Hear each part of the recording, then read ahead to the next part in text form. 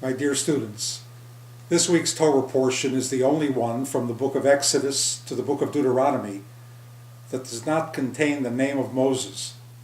Why is it omitted?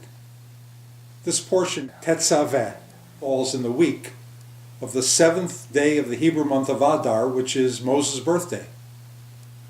While other religions commemorate the birth of their faith's founder with festivities, Judaism deliberately discourages the celebration of Moses' birth, going to the extreme of removing his name from the portion of this week. By doing so, we are taught to not create a cult of personality centered on Moses. Moses is not to be confused with God. Though he may be idealized, he is not to be idolized. For all his radiant glory, Moses was only God's representative. As a messenger, he did nothing on his own initiative, but only responded to God's promptings. God, not Moses, parted the sea.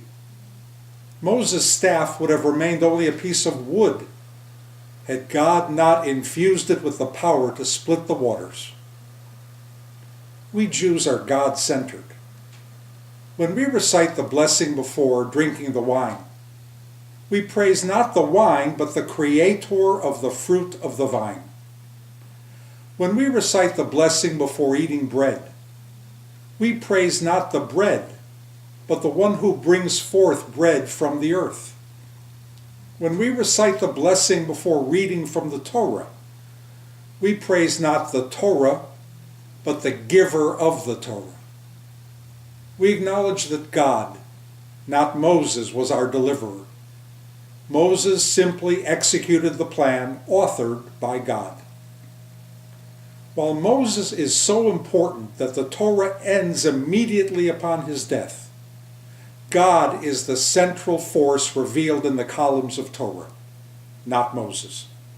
Moses found contentment in his role as God's instrument.